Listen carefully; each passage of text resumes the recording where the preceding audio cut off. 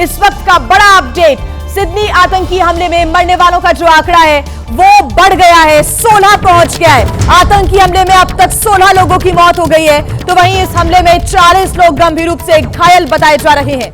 उनका इलाज अस्पताल में चल रहा है। साथ ही साथ बड़ा अपडेट ये है कि दोनों आतंकवादियों की पहचान कर ली गई है। नवीद अकरम और उसके पिता पर हमले का आरोप यहां पर है।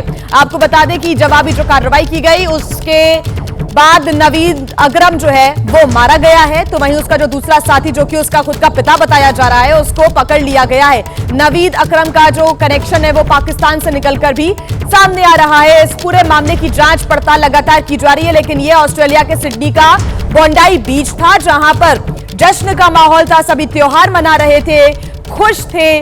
लेकिन इसी बीच यहां पर दो लोग पहुंचते हैं, बंदूकधारी,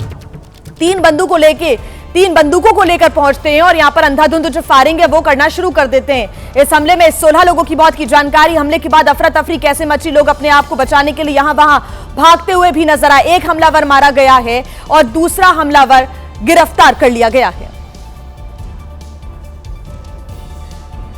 अब देखिए, सिडनी हमले से जुड़ी एक और बड़ी जानकारी हम आपको दे दें। पाकिस्तान का कनेक्शन भी सिडनी आतंकी हमले से सामने आया है जुड़ा हुआ। हमले का एक आरोपी नवीद अकरम पाकिस्तान का रहने वाला है। इस्लामाबाद की एक यूनिवर्सिटी में उसने पढ़ाई की थी और सिडनी के अल मुराद इंस्टीट्यूट से इस्लाम की वो पढ़ाई कर रहा था। तो इस्लाम की एक यूनिवर्सिटी से उसने यहां पर इस्लामाबाद की एक यूनिवर्सिटी से उसने पढ़ाई की है और ऐसे में अल मुराद यूनिवर्सिटी जो कि सिडनी में है वहां पर ये इस्लाम की पढ़ाई कर रहा था।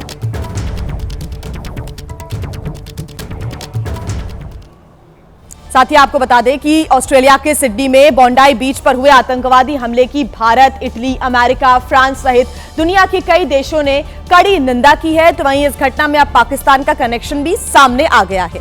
जिस आतंकी नवीद अकरम ने अपने पिता के साथ मिलकर लोगों पर फायरिंग की वो पाकिस्तान मूल का रहने वाला बताया जा रहा है। इस्लामाबाद की एक यूनिवर्सिटी में उसने पढ़ाई की है और इसके अलावा नवीद अकरम ने सिडनी के अल मुराद इंस्टीट्यूट से भी इस्लाम की पढ़ाई की। अभी वो ऑस्ट्रेलिया के बोनिरिग इलाके में अपने पिता के साथ रह रहा था और जब लोग बोंडाई बीच पर पहुंचे हुए थे, त्योहार के जश्न में डूबे हुए थे, तब यह हमला किया गया। क्रिसमस से पहले ऑस्ट्रेलिया के सिडनी में यह बड़ा आतंकी हमला हुआ है। कई सारे सवाल यहां पर खड़े हो रहे हैं। पाकिस्तान का कनेक्शन सामने आ रहा है, जांच लगातार की जा रही है। यहां पर यहूदियों को निशाना बनाकर हमलावरों ने गोलीबारी की, 16 लोगों की अब तक मौत हो गई है, कई लोग घायल बताए जा रहे हैं। और दिल दहला देने वाली यह घटना भारतीय समय के अनुसार दोपहर करीब 1 बजे हुई।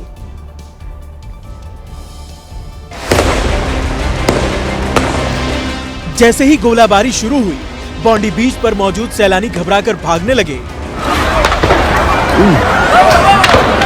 किसी को समझ नहीं आया कि अचानक हुआ क्या।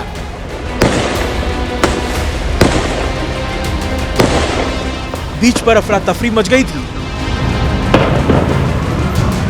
उस वक्त बोंडी बीच पर करीब 2000 से ज्यादा पर्यटक मौजूद थे। तभी आतंकी हमला हो गया, जिसके बाद जान बचाने के लिए लोग इधर उधर भागने लगे।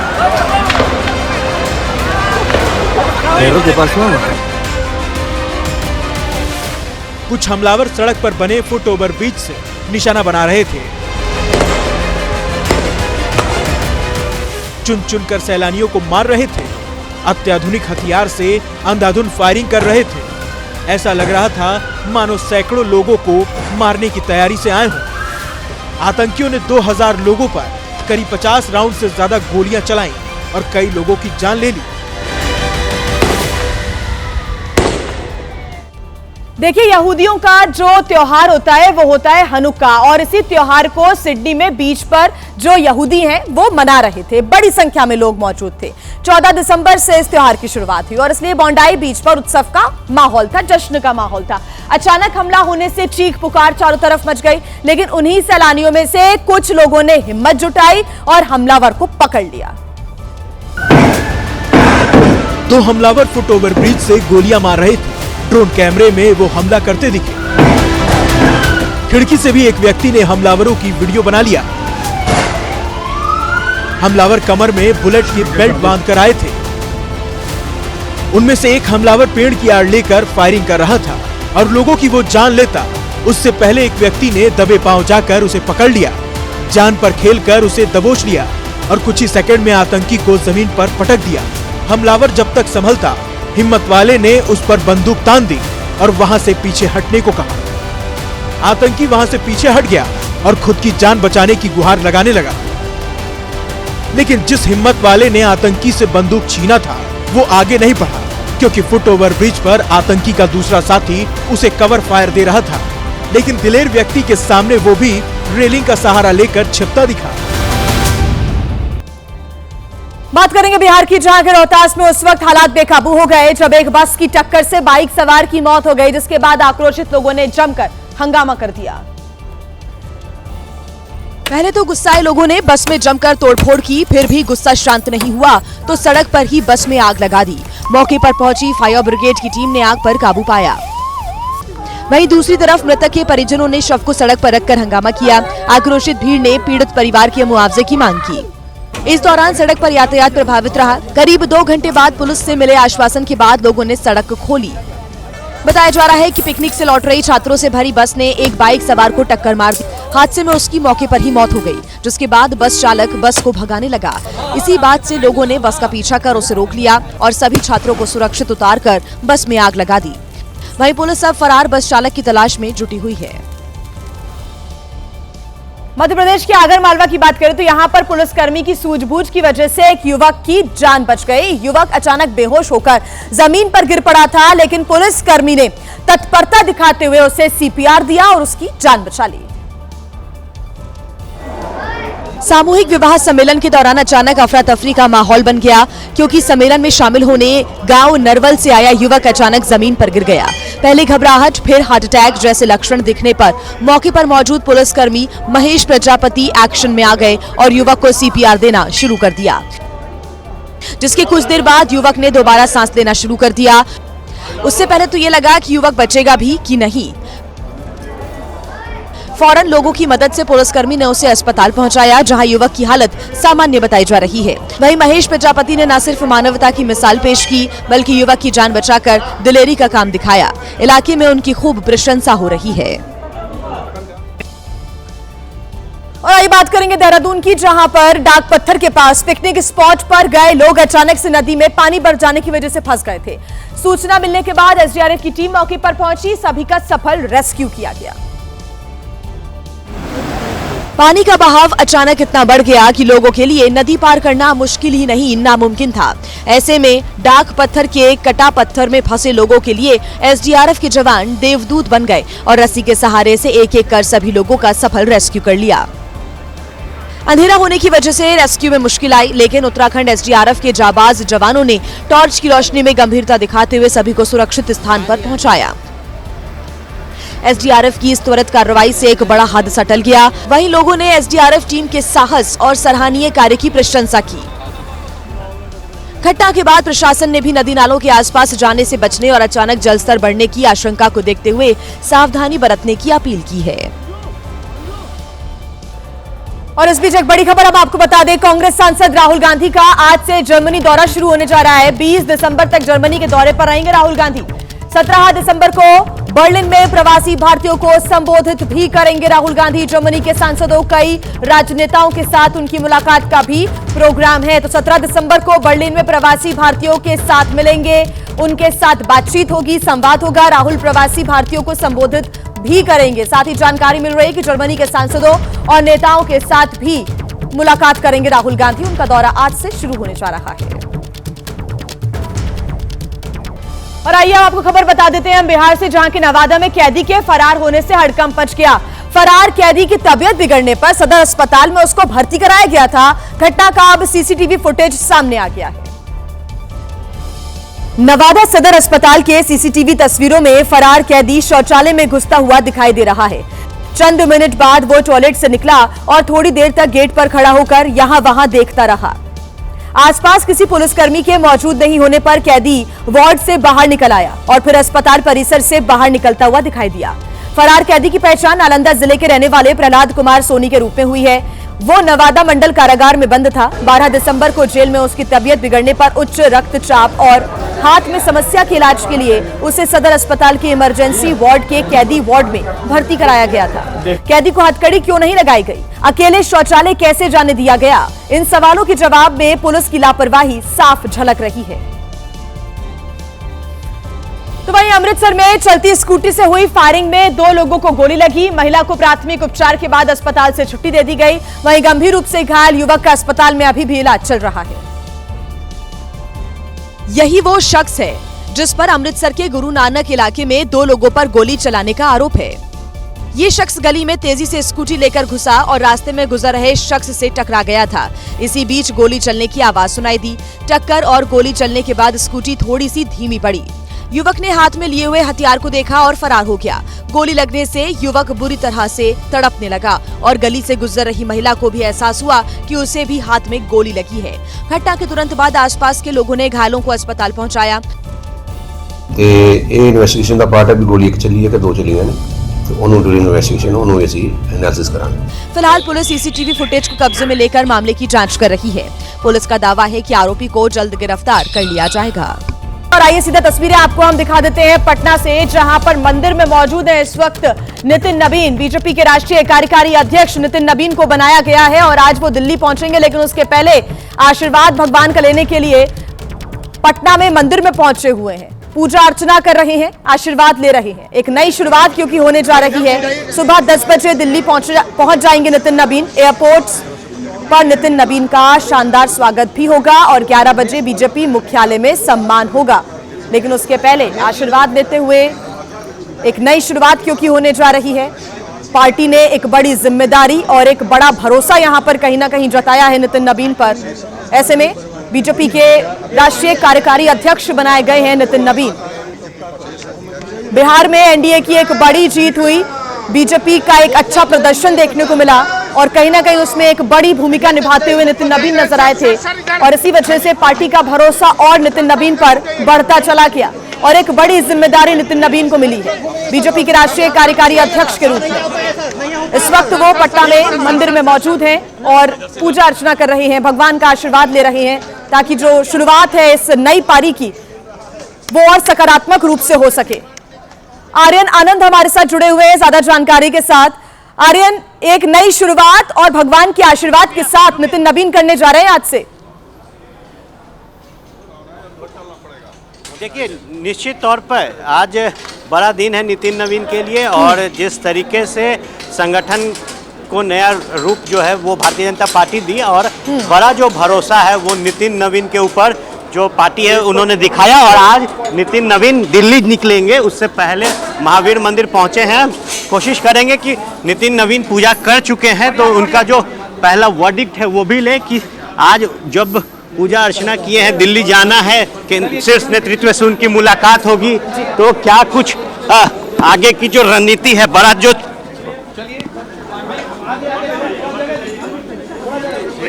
सीढ़ी पे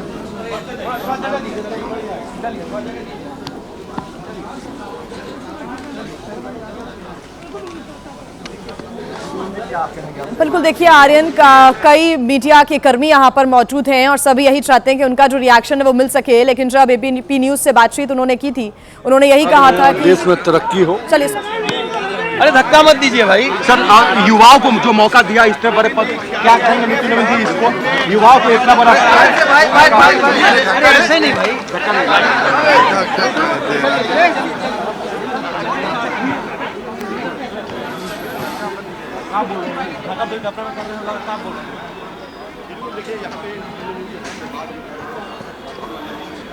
देखिए, एक बड़ा बयान कहीं ना कहीं प्रधानमंत्री ने भी दिया था कि वो इस जिम्मेदारी को लेकर खरा उतरेंगे उम्मीदों पर। ये प्रधानमंत्री ने सोशल मीडिया पर लिखा था।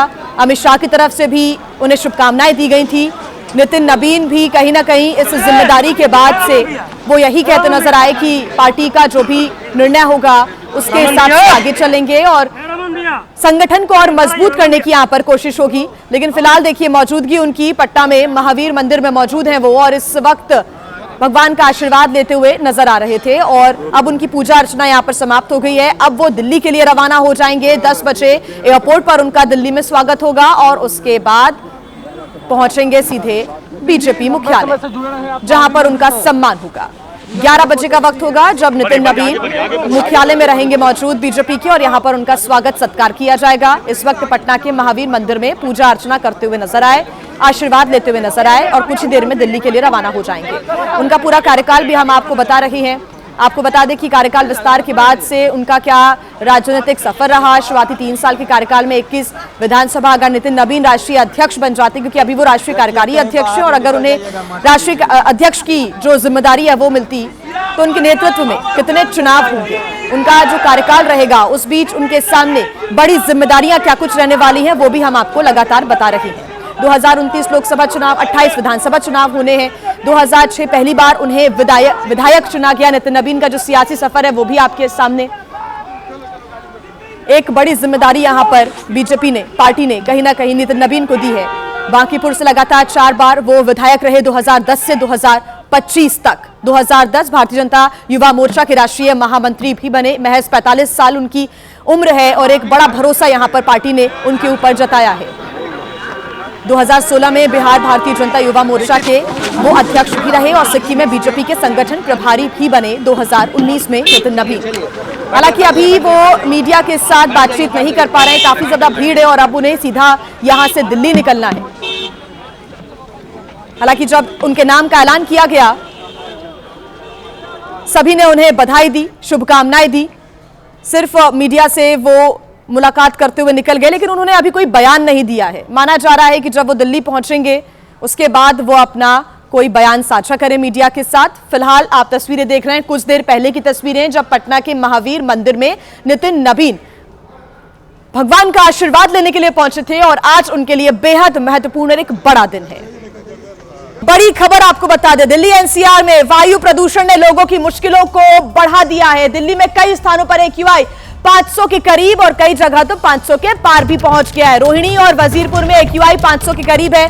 गाजियाबाद, नोएडा की बात करें, गंभीर स्तर पर वायु प्रदूषण इस वक्त पहुंचा हुआ है। हजार्डस सीवियर कंडीशन इस वक्त वायु प्रदूषण की, और इस वजह से हाइब्रिड मोड पर जो स्कूल्स है उन्हें चलाया जाएगा, यानी कि 50% बच्चे स्कूल में रहेंगे, 50% बच्चे घर पर रहेंगे, ऑनलाइन पढ़ाई की जाएगी। और साथ ही साथ अगर ये स्थिति नहीं सुधरती है तो इसके बाद भी और कठोर जो कदम है वो उठाने की तैयारी है।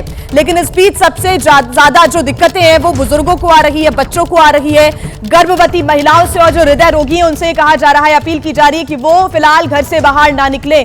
अगर निकल रहे हैं तो डबल ट्रिपल मास्किंग करके वो अपने घर से बाहर निकले। अलग अलग इलाकों की तस्वीरें और सुबह की तस्वीरें हैं ये। सुबह सुबह जब विजिबिलिटी बेहद कम हो गई थी, AQI बढ़ता चला गया। ठंड जैसे जैसे बढ़ रही है वैसे वैसे जो विजिबिलिटी है वो कम हो रही है और प्रदूषण का स्तर बढ़ता जा रहा है।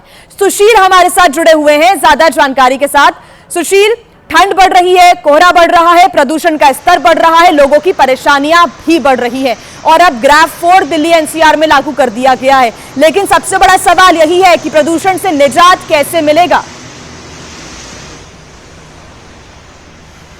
जी बिल्कुल, सवाल यही है कि प्रदूषण से निजात कैसे मिलेगा और इसी के लिए ग्राफ 4 सरकार की तरफ से लगाया गया है। स्कूल में जो बच्चे पढ़ने वाले हैं उनको हाइब्रिड मोड पर किया गया है। जो सीनियर सिटीजन हैं जिनका जिक्र भी आप कर रही थी, सबसे ज़्यादा जो अस्थमा के पेशेंट हैं उनको ये सलाह दी गई है कि वो ज़रूरत ना हो तो घरों से बाहर ना निकलें, और अगर निकलते हैं तो जैसा भी आपने बताया कि उनको 2 से 3 लेयर का मास्क पहनना पड़ेगा। सबसे बड़ी बात है कि एक और एयर पोल्यूशन, जहाँ पर एयर क्वालिटी इंडेक्स 400 के पार फिलहाल रिकॉर्ड किया गया है, वहीं जो कोहरा है उससे भी कहीं ना कहीं लोगों को बहुत ज़्यादा दिक्कतों का सामना करना पड़ रहा है। इस टाइम हम देखिए जिया इंडिया गेट के कर्तव्य पथ पर हैं और मेरे ठीक पीछे आपको जो ट्रैफिक है वो दिख रहा होगा। हालांकि ट्रैफिक एडवाइजरी भी जारी की गई है कि तमाम जो गाड़ियां निकल रही हैं वो अपनी गाड़ियों की जो हेडलाइट है वो जलाकर निकल रही हैं और बहुत स्पीड कम है, ज़्यादा क्योंकि विजिबिलिटी बहुत लो है। यहाँ से कम 30 मीटर की दूरी पर ही इंडिया गेट है, जो देखिए इस कोहरे की वजह से वो दिखाई ही नहीं पड़ रहा है। तो स्थिति बेहद कहीं ना कहीं खराब है इस कोहरे की वजह से, क्योंकि दिल्ली एनसीआर में कोहरे का जो कहर है, जैसे जैसे मौसम बदल रहा है, कोहरे का जो कहर है वो दिल्ली एनसीआर में लगातार जारी है और इसी की वजह से जो ट्रैफिक है उस पर भी इसका भारी असर देखने को मिल रहा है। न केवल सड़कों पर बल्कि आसमान में, यानी कि फ्लाइट्स भी काफ़ी डिले हो रही हैं लगातार। जो देखिए राष्ट्रपति भवन भी यहाँ से नहीं दिख रहा है। वजह यही है कि कोहरा इतना ज़्यादा है कि विजिबिलिटी बेहद कम है। मौसम विभाग की माने तो उनका कहना है कि वेस्टर्न डिस्टर्बेंस की वजह से एक बड़ा जो प्रभाव है वो देखने को मिल रहा है और हवाओं में बहुत नमी है। हवा चल नहीं रही है, जिसकी वजह से लगातार जो फॉग है वो बना है। मौसम विभाग ने यह भी कहा है कि आने वाले कुछ दिनों तक इसी तरीके की स्थिति जो है वो देखने को मिल सकती है। इसीलिए बाकायदा ट्रैफिक एडवाइजरी जारी की गई है कि दुर्घटनाओं से बचने के लिए जो गाड़ियां सड़कों पर चल रही हैं वो गाड़ियां अपनी हेडलाइट जलाकर ही चलें, कम स्पीड में चलें ताकि किसी भी प्रकार की दुर्घटना ना हो। लेकिन जिस तरह से ये कोहरे की डेंसिटी देखने को मिल रही है और सड़कों पर विजिबिलिटी बेहद कम है, ये देखिए हर बार एडवाइजरी जारी की जाती है, अपील की जाती है, कई कदम उठाए जाते हैं सुशील, लेकिन अगर कुछ नहीं होता है तो वो ये कि पोल्यूशन में कमी नहीं होती और लोगों की परेशानियां बढ़ती चली जाती हैं। उसके लिए क्या कुछ कदम और सरकार की तरफ से आगे बढ़ाए जाते हैं, इस पर हमारी नजर रहेगी। फिलहाल शुक्रिया तमाम जानकारी के लिए। तो एक और बड़ी खबर मिल रही है, कोहरा और धुंध की वजह से उड़ानों पर भी अब असर देखने को मिल रहा है। धुंध की वजह से विजिबिलिटी बेहद कम है और एयरपोर्ट पर विजिबिलिटी बहुत ज्यादा कम होने की वजह से इस वक्त उड़ानों पर भी असर पड़ रहा है। कोहरे की मार देखिए सभी को झेलनी पड़ रही है इस वक्त। कोहरा और धुंध जो कि स्मोक और फोग की वजह से बन रहा है, स्मॉग, जिसकी वजह से उड़ानों पर भी असर देखने को मिल रहा है। जो धुंध यहां पर सफेद रंग की छाई हुई है, विजिबिलिटी कम हो गई है और ऐसे में दिल्ली एयरपोर्ट पर विजिबिलिटी कम होने की वजह से अब फ्लाइट्स भी देर से उड़ रही हैं।